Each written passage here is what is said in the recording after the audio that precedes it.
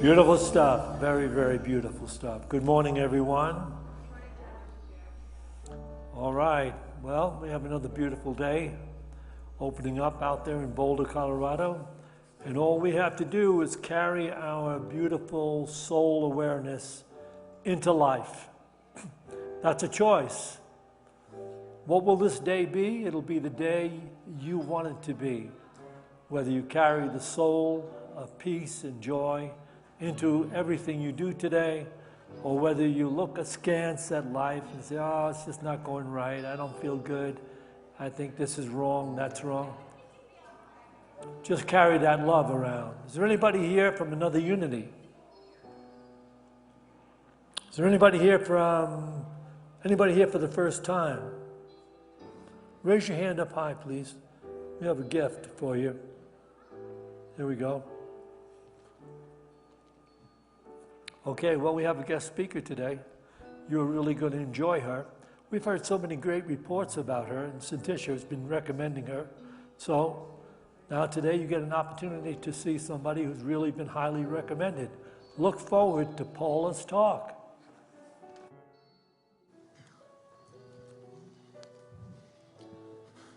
Good morning, everyone. Welcome to Unity of Boulder. Those of you who are joining us here in person and those of you who are joining us online, thanks for spending some time together this and every Sunday. It is awesome.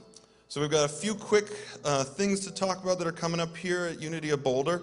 I know it's October and we're all thinking about Halloween right now, but both my announcements today are about December. We are doing a holiday Christmas wreath fundraiser. They're for a $40 donation. These are the best wreaths. They're 24 inches. But we need you to order them now so we have them ready for December. But we don't get extras. We only get the ones that are ordered. So if you want one of those, please order it soon in the next week or two. And they really are the best wreaths. They last forever. Next, we are going to restart up a holiday craft fair. We haven't had one of those in a few years. And so if you have any homemade crafts or handmade wares of any type, or know someone who does and likes to go to craft shows and set up tables and booths there, have them contact us. We're going to do it on December 3rd and December 10th. Those are both Sundays. It just costs $50 a day for a table. We're going to have tables in the fellowship hall. If we need to, we're going to have more downstairs. So please, if you know anyone who's got crafts to sell, please have them contact the office and have them contact Heather.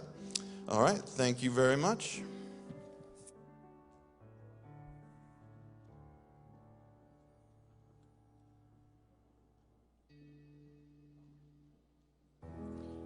We always open the service with a prayer song while our wonderful prayer partner walks through and takes any prayers that you would like prayed over. Silent Unity is a part of Unity since it began. It began with a whole group of people sitting around and praying over people who needed prayer at that time.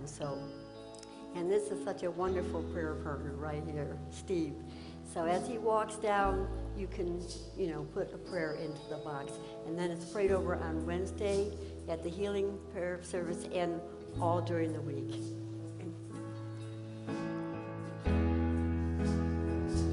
You are the air I breathe. You are the air I breathe. Your holy presence living in me. And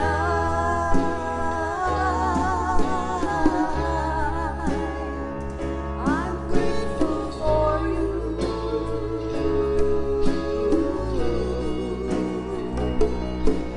And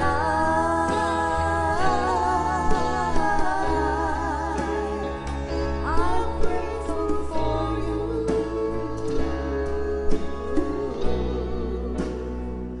I'm grateful for you.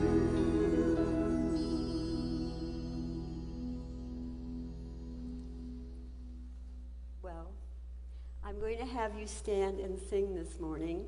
We're going to be singing a very powerful song that's for what is going on in the world right now. And we really want to send out our prayer thoughts to this. So we're going to be doing a number called Finlandia. So shall we all stand?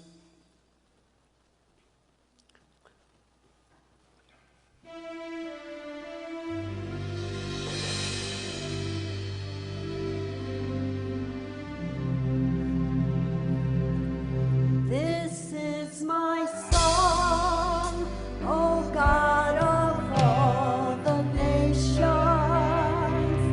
a song of peace for lands afar and mine. This is my home, my country where my heart is.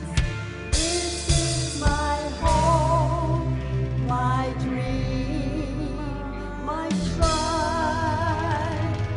But other lands have hopes and dreams the same as mine. My country's skies are bluer than the ocean. The sunlight beams on clover leaf and pine. But other lands have sunlight too and clover, and skies are sometimes blue as mine. Oh, hear my song, oh God of all creation, a song of peace for their land and mine. Bring peace, O God, by thy almighty power, within the hearts of those who worship thee. Like love and truth shine through all those who serve thee. Thou God of nations are divine. Oh, hear my song, thou God of all the nations, a song of peace for their land and mine.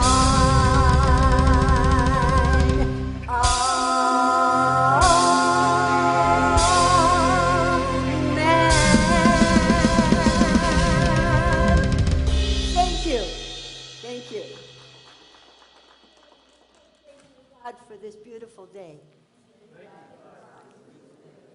We really appreciate you making the time to come here and be with us in the spiritual experience called Unity. So now we're going to have our beautiful entertainers. I'm sure a lot of you recognize these two faces as they've graced our stage plenty of times. Is that me? This is Jamie right here, and you have to recognize Heather over there. She's basically our whole staff. But together they are Ravenwolf. They play all around town. You can follow Ravenwolf on Facebook to find out where they're playing, and I'm sure they're playing near you very soon. So Ravenwolf, get it.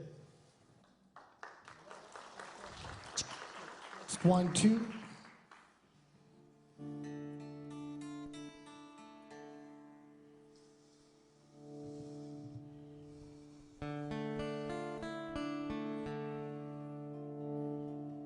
It's a simple song.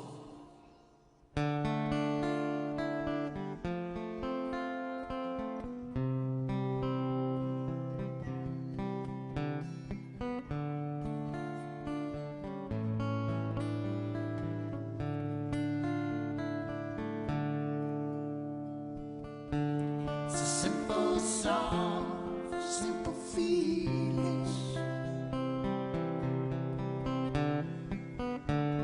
You see the moon, you watch it rise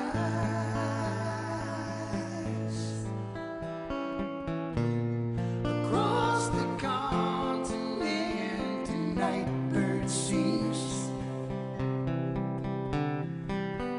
and somewhere someone hears its cry.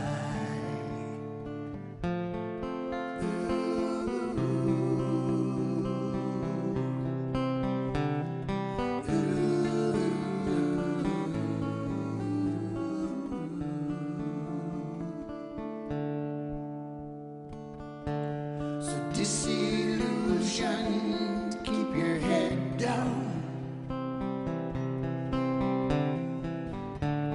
For if you do, they'll never know.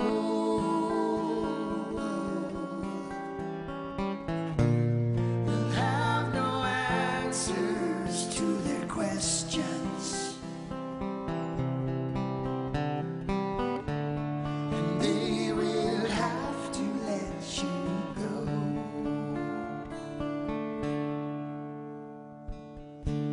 And disenfranchised revolution, they'll take away by right what's yours,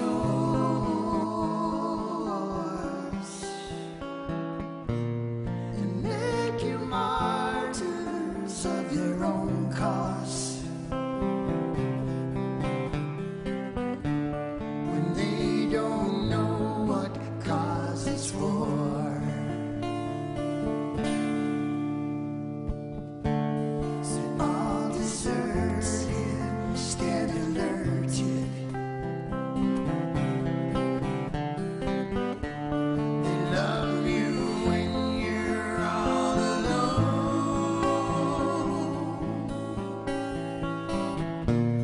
You find a red rose in the morning light. You wait the night to find it gone.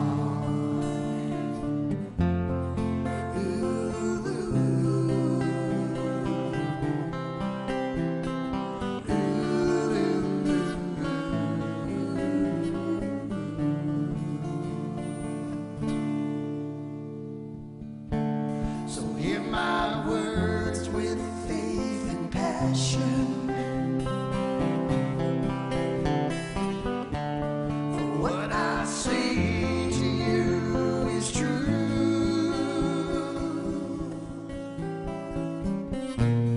And when you find the one you might become, remember part of me is you.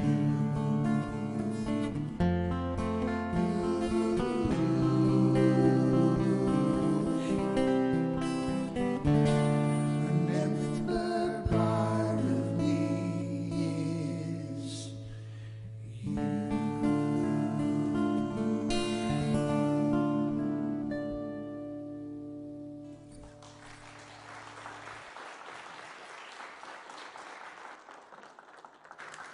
Thank you, Jamie and Heather.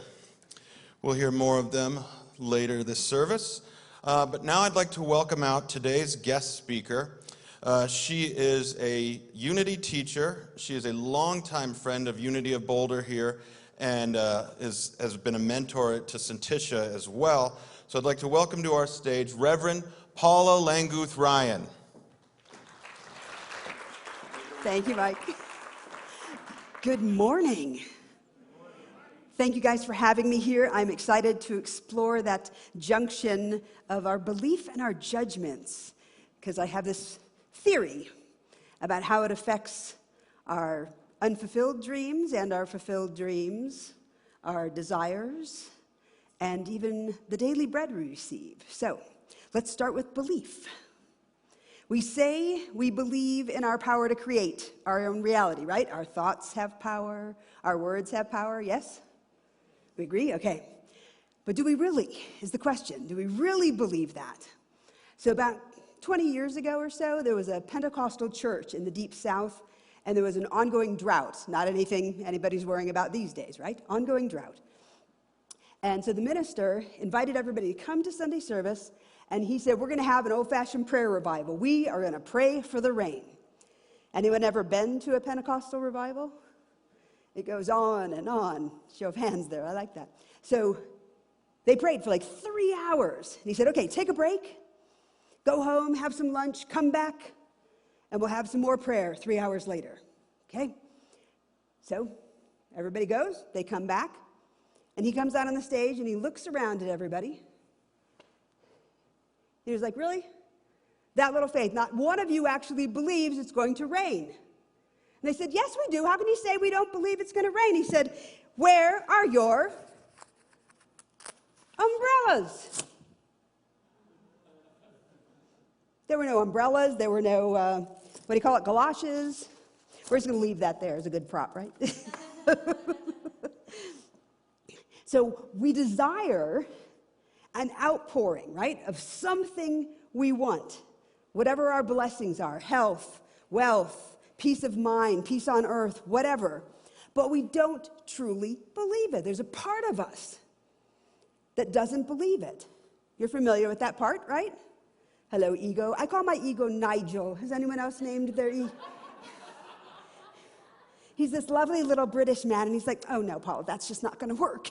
I'm like, Nigel, here's a one-way ticket. Go, bye-bye. Okay? Because we don't believe we're actually going to be blessed, so we don't take the action.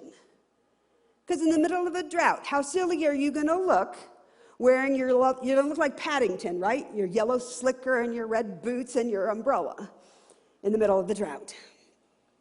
Think about Noah, right? So he didn't say, oh, I'm not going to take any action. He decided to take the action. So there's a difference between the action and the desire. So desire is a reaching out for satisfaction. So that's where we're praying, right? That's our desire. But then will, everybody familiar with 12 powers? So will is our controlling, directing faculty. That's what directs the desire. But you have to do that by taking an action. And we honestly feel, so how many people go, well, I want to lose weight, but I just can't because, whatever bazillion reasons, or we get honest, I lack the willpower, or I lack the discipline. Is that really true? Because we don't lack anything. We think we lack all sorts of stuff. I lack humility sometimes. I'm a Leo. It's just how it is. But we can have a desire for something and yet not have the will for it. So what we want to do is create that intersection of that desire. So will is the avenue. So it's the little road, the little path through which our divine I am of us expresses all that potentiality. We can do this. We build the avenue with what? Our beliefs. So what do I truly believe? How do I create the will to be well, to be at peace, to be healthy?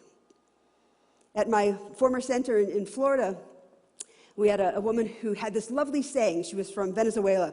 She would say, I'm willing to be willing to be willing. She'd say, I'm not willing. I'm not even willing to be willing, but I am willing to be willing to be willing. The tiniest willingness, right? We hear all about it all the time in Course in Miracles. The tiniest willingness. Because we are always at choice. I can choose to be willing, or I can choose to resist. Anybody else have that lovely trait? Yes, resistance. I heard this weird thing about it. Resistance is futile? That's a bummer, man. Okay, so here's where judgment comes in. See, I made a judgment that it's a bummer that resistance is futile. Of course, guys like to call it discernment. They don't call it judgment. That's like, they're not scared of anything. They're just concerned. So here's where judgment comes in. What I believe about myself is based on a judgment I make about myself. And a choice I've made to judge myself is then something I project out on everybody everybody else and everything else I see because I don't want to look at my stuff. How many people think they like to look at their stuff, but we don't really? Okay? There's a kid's song. Nobody likes me, everybody hates me, I'm going to eat a worm. Anybody familiar with that one? So here's people judging you, saying something about you, so what are you going to do? I'm going to go eat dirt and die. Like, really? That's what we do, right? We're allowing something out there to define what's in here. What's in here can't be transformed. It's awesome. And people always say, well I would take action if I knew how things were going to turn out. I can tell you exactly how things are going to turn out. Do you want to know? They're going to turn out so fabulous, beyond your wildest imagination. But we're so scared that it won't turn out the way we want that we forget that. And so we just sit there and we wish and we wonder and we wail because we're not willing, right? So we project what we believe out into the world, endless cycle, and the whole world becomes our giant projection screen. It's just a projection screen. I kind of was like very excited about the headlines yesterday. Finlandia, great song, love it very much. But war broke out in Israel yesterday. I was like, God, you did that just for me for this talk, didn't you? Because here's the deal. Israel, how many people are familiar with metaphysical definitions of things? Yes? Israel, as a nation, in its highest significance, symbolizes spiritual consciousness. So our highest thoughts in truth build our spiritual consciousness, and we are now officially at war with our spiritual consciousness. We can own that truth. Think about it. That whole concept is making everybody uncomfortable, isn't it? We are at war with our spiritual truth. What are you going to do about it? Are we going to pray about it without believing? Are we going to project it out there? Somebody else should be doing something about that. You know, we pray for things out there to change so we don't have to look inward at where am I that thing? Where am I at war with myself? Own it. Truth will set you free. Seriously. Because if I look at that thing, if I look inward and I change me, what happens? Everything. So let's do that for a minute. Let's look inward at our own inner workings, at all the sludge and ick. And just inwardly ask yourself, where am I at war with myself? Non-judgmental, just acknowledge it. Where do I judge myself? Where do I belittle myself? Where do I not believe in myself? Anyone familiar with the rap star Eminem? So he has these wonderful lyrics in a song. I have no idea what the song is, but the lyrics had jumped out at me. Never asked to be rich, all I did was wish I had a dime for every time I was doubted.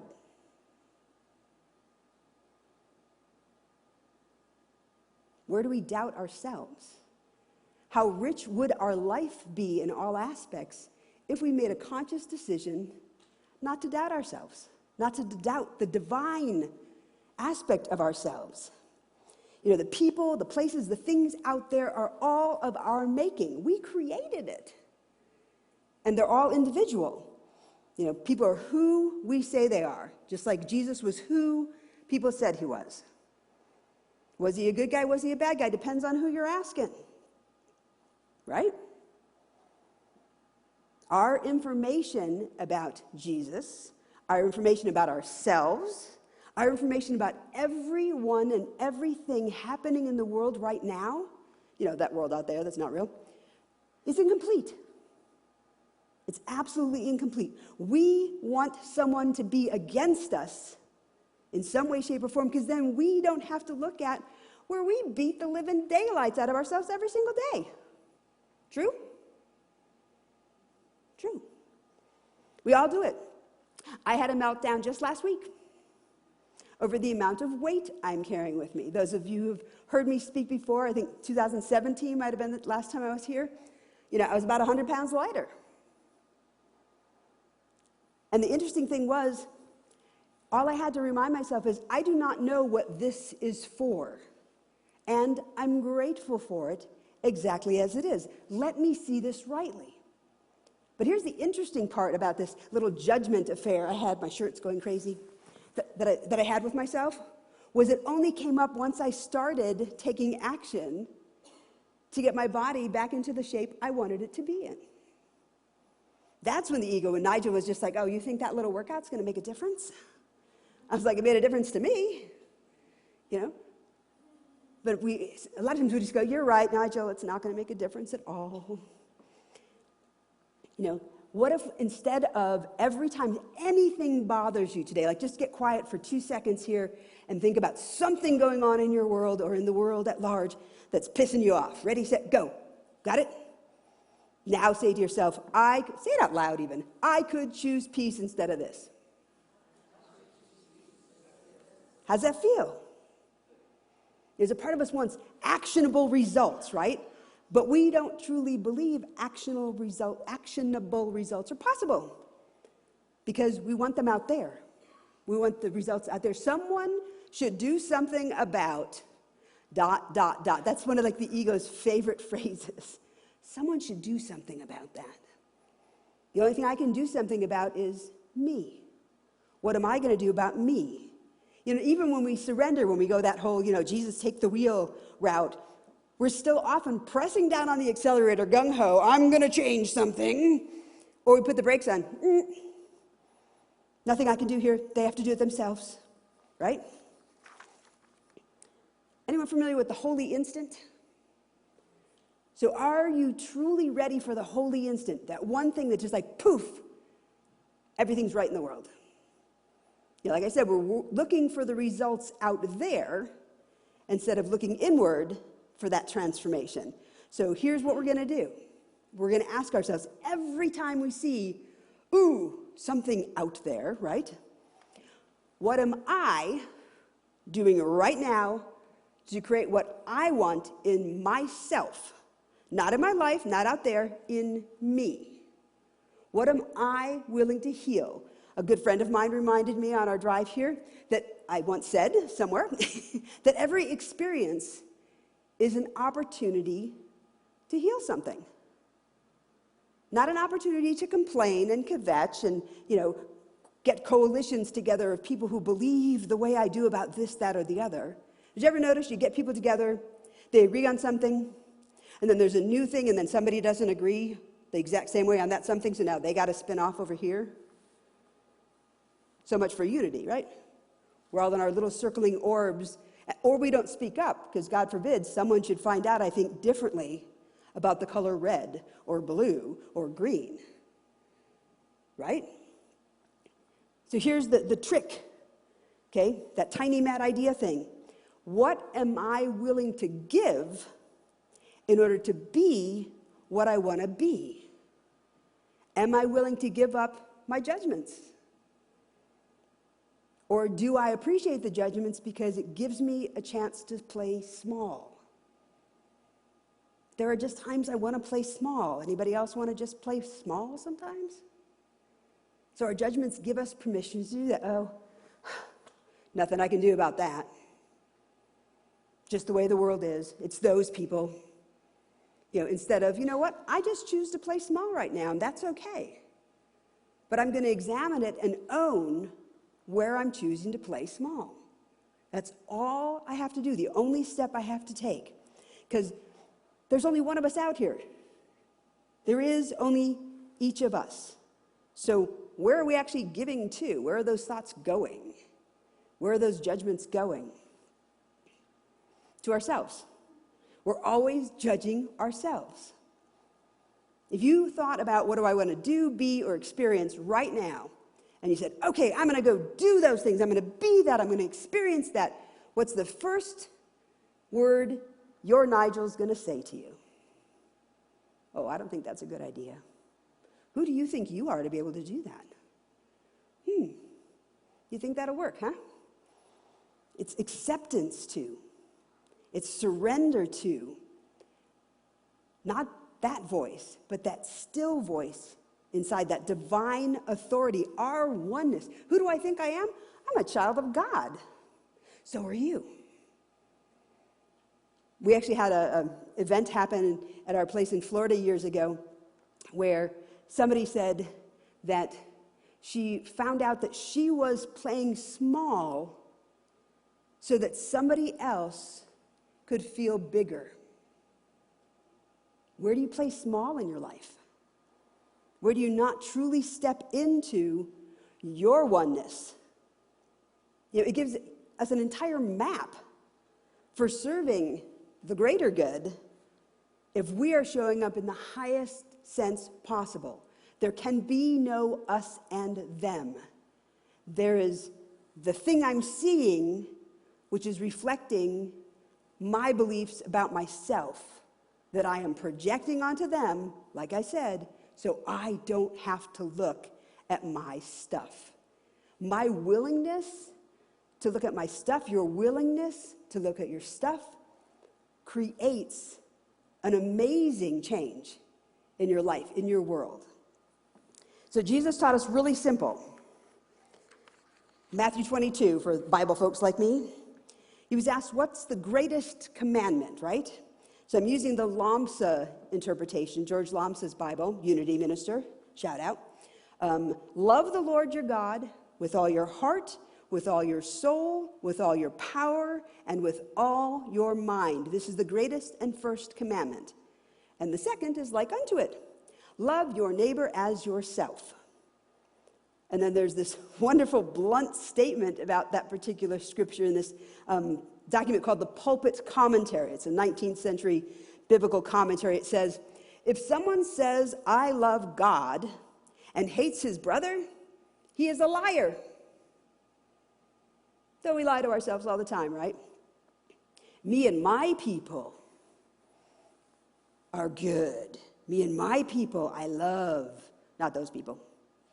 And I love you, me and my people, until I learn something about you that makes me question what I believe or makes me stand into a stance of us versus them, and now suddenly I'm a liar. I don't actually love God because you are God. Every single one of you is God in action, just like me. So where are we lying to ourselves? I'll use an example for me. So all my life, I have known I was supposed to be a writer. When I was little, before I could even take pencil to paper, my mom had taught me to type. And she ran my dad's construction office. And so she always had contracts in the typewriter, and they were carbons. So I wrote a short story, and I decided to type it up on the typewriter, right on top of a contract. So my mom got me my own typewriter. So I have been a writer my entire life. And I wrote, and I wrote, and I wrote, and I was an editor, and I had a syndicated book column and a syndicated movie column, and I was just, writing everywhere, national magazines. I was an investigative reporter. I was a stringer for different newspapers. And then something happened on January 31st, 1999. My dear friend, my writing mentor, person who believed in me the most in this world, my literary agent, was gay bashed in Sligo, Ireland, and left for dead. And that something in me decided I couldn't write fiction anymore. So I wrote some books. Some of you may know one of my books was called Giving Thanks, The Art of Tithing. It's out as a 15th anniversary edition with a foreword by Catherine Ponder, now called The Art of Tithing, just to keep people who don't like the T word on their toes. So I just decided I wasn't going to write anymore. So for 15 years, 15 years, almost 20 years now, I have not written a new book. Then I wrote a book about relationships. But last November, I guess it happened, a huge shift happened again in my life with someone else who left my life suddenly. And I was like, okay, what's mine to do in this situation? Because clearly, all of this stuff that's happening with things moving away, it's making room for something that I'm supposed to be doing. At first, I'm like, I'm retiring, that's it. I closed down my nonprofit. I closed down my mediation firm. I'm retiring. It was like, okay, I'm 59 years old. What am I retiring to? I was like, I'm going to write. And suddenly, I get up at 3 in the morning, whatever time I wake up between 3 and 5, and I write. And some days that might just be random thoughts. Some days I write 5 pages on a book I'm working on. And then the rest of my day is free to do what I want.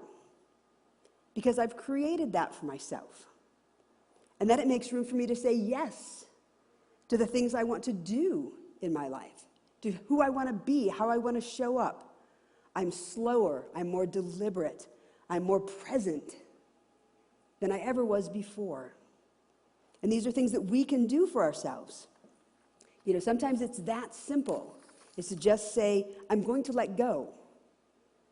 Sometimes letting go is forced upon us, but sometimes we make that conscious decision. You know, what would it take for you to make the conscious decision to let go of everything that is not truly of the divine that you are? To let go of all the judgments, to let go of all the fears, to let go of all the hesitation, to just say yes to what you know you've been called to do in your world. As scary as it is, take the tiniest step forward. You know the phrase, you have to be the change you want to see in the world. Yes? No. I got a bigger challenge for you. That's easy to be the change you want to see in the world. I challenge you to be the change you wish to see in yourself. Not in your spouse, not in your pets, not in your parents, not in your kids, in yourself. Am I showing up in this world the way I want to show up? Not trying to change other things, changing me, remembering me, because we are the world. Individually, each one of us is the world we see. And everyone sees a different world, which completely freaks us out. So then we have to gather other people together who have a close enough approximation of what we believe so that we have evidence, because there's safety in number when there's evidence, yes? So whatever we're cheering or razzing out there, like the medieval restaurants, right? It's a reflection of ourselves. It's not separate. It is us. The war. Homelessness. Where have I abandoned myself? Where do I feel like I don't belong? Where do I feel all alone? Where do I feel down and downtrodden? A house divided, literally, right? Literally, we're seeing a house divided in our Congress. A country divided. There are no us's and them's. And then, of course, then we start third parties and sixth parties, and, there's just me. Who am I, and how do I show up in the world? Look at what you see, at what you judge, at what you believe. And when the judgment comes up, ask a simple question. Isn't that interesting? Instead of getting engaged in the drama of the chaos and the conflict and the division, isn't that interesting? Or if, like Eminem was talking about, the people doubting them and stuff, if someone starts to tell you who you are, in their Nigel's world, if you just say simply, you know what? You may be absolutely right. I may be the worst minister in the world. I may be the worst mom in the world. I may be the worst driver in the world. You may be absolutely right. How does someone argue with you if you agree with them? You may be absolutely right. Look at what I'm seeing this thing out there. So let me discover, it's an adventure, right? Let me discover where this is in me. It's that simple. Let me be willing to be willing to be willing. Thank you for your time and your energy and your love. And now we're going to take up an offering for unity.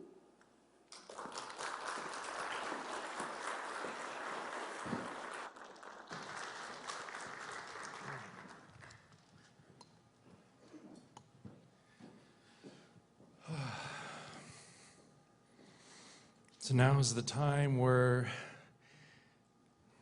as she said, where we can take our desire for peace in the world and put ourselves into the flow of it.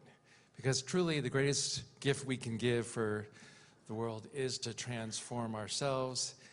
And by donating today, you are saying, I'm not going to wait until the world's peaceful. I am going to put myself in the flow of peace. to benefit your life and the world. And at the same time, you will be donating to a place, Unity of Boulder, that is dedicated to bringing spirituality to everyone. The world needs the teachings of spirituality in a way that is open to everyone.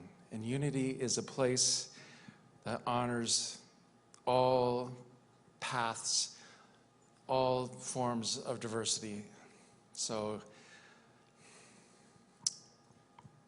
take in your heart your desire for peace in the world, and we have all these ways that you can give financially, but we also have volunteering there. There's so many ways that you can participate, including today. I have my class called the Conscious Communication Practice Group, and that's a place where people come and practice speaking in a way that is free of judgment. When we actually speak and think from a place that's free of judgment, then we make more connections, and then we contribute to peace in the world. So Unity is all about practical spirituality in the here and now for all people. Thank you for being here.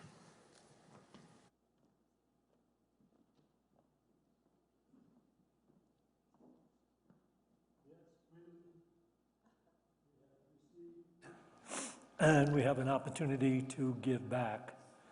So with those beautiful thoughts that we have received, bring that gift you'd like to make to Unity of Boulder into your hands.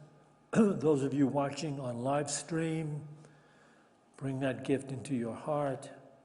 And let's bless these gifts with this offering prayer. Divine love, through me, blesses and multiplies all that I have, all that I give, and all that I receive, because I give. And so it is. Amen. Oh, we have the opportunity to listen to Raven Wolf. Okay, just for some clarity, which of you is Raven and which of you is Wolf? Well, I saw two ravens this morning sitting on a lamppost. That doesn't answer the question. And you've triggered the Smothers Brothers act. Now, I'm the wolf. She's the raven. All right. She's the white raven now. She used to be the black raven. Are you going to play with a tuned guitar today? Yeah, and all 6 strings. Is it All okay right. if I put All right, okay, all yeah, I 6 know. on? He You're doesn't bet- allow me to have 6 strings usually. No, you're better on the ukulele. I'm better on the uki. Yeah, Well, this song's for you and Norma, Jack. yeah it is. This is definitely for you. Self-explanatory. As before, we selected a couple of Lyle Lovett songs. I forgot to mention that earlier. The Simple song was written by Lyle Lovett. This song was written by, remember? Stephen Frumholtz. Frumholtz, yes, and covered by Mr. Lyle Lovett on the album Step Into This House, is that right? Yeah. Bears.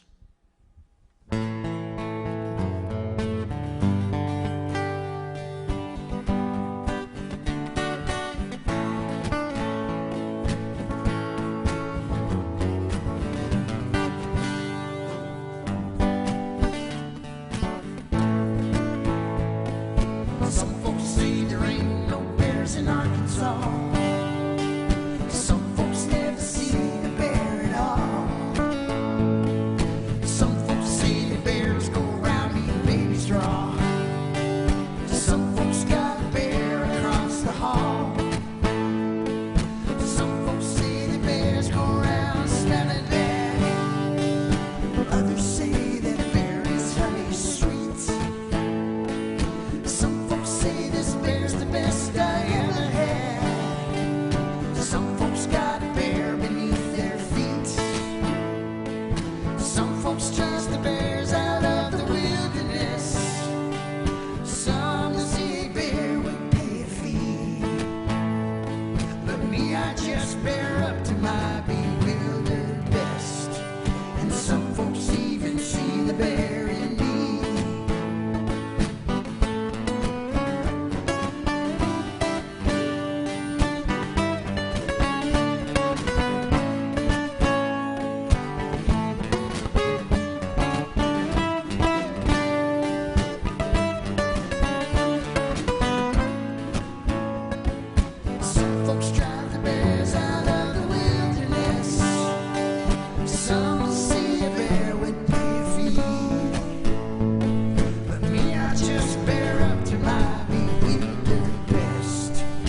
Some folks even see the bear in me. So meet a bear and take him on out to lunch with you.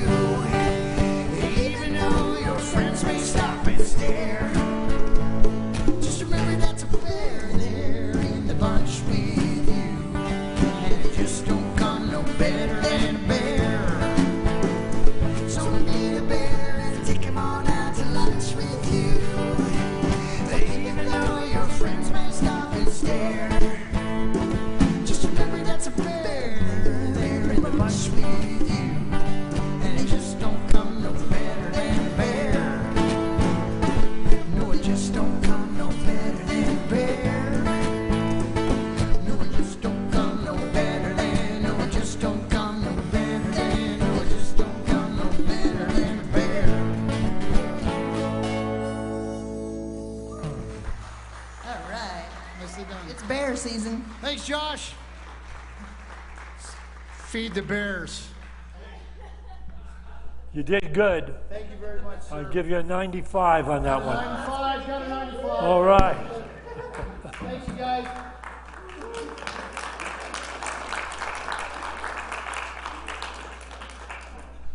All right, we have, for those of you that might be facing a particular challenge and you want to pray with someone about it, we have our prayer partners. They are here with the scarves, beautiful white scarves.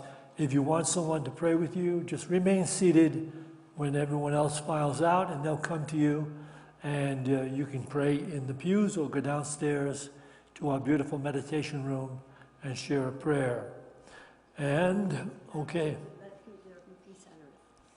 Now we're going to do Let There Be Peace on Earth. Okay. All stand. Shall we all rise? We really want to put our prayers out to the Ukrainians and also to the Israelis with what they're facing right now. And we just hope that sanity comes back to this planet and we can start getting along with one another. So here we go. Let there be peace on earth, and let it begin with me. Let there be peace on earth, the peace that was meant to be, with goodness, family all are we. Let me walk with my family in perfect harmony. Let peace begin with me. Let this be the moment now, with every step I take. This be my joyous vow, to take each moment and live each moment in peace eternally. Let there be peace on earth, and let it begin with me.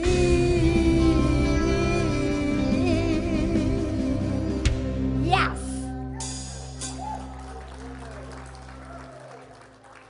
Thank you, Paula, for sharing those beautiful insights. Paula, that was great. Take those insights, put them to work in the world.